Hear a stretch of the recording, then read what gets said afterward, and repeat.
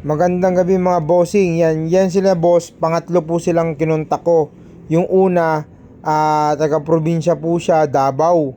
So, nagpasalamat na lang. Pangalawa po, yung kinontak natin ngayon, yung napili ko na pangalawa is, tawag dito, wala siyang budget. Kulang pa yung budget niya ng 10,000.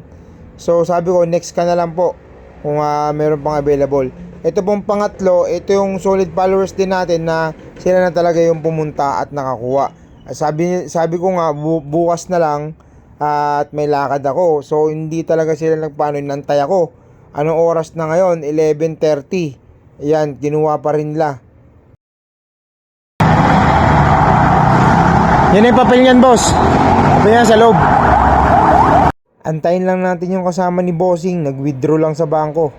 Ayan. Antayin lang natin mga bossing. Wala raw silang dalang cash. Gusto mo rin ba makapag-kotse ng 35,000? May Honda ka na? I-share mo lang yung mga video natin. Pag nakita ko na may share yung timeline mo, ikaw ang i-chat ko at pipiliin kita.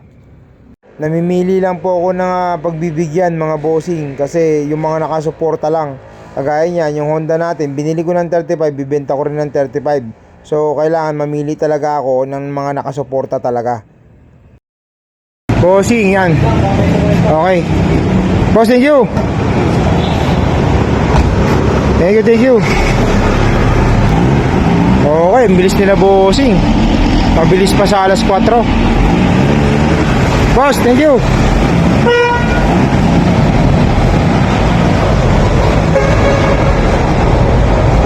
Okay, thank you. Sold.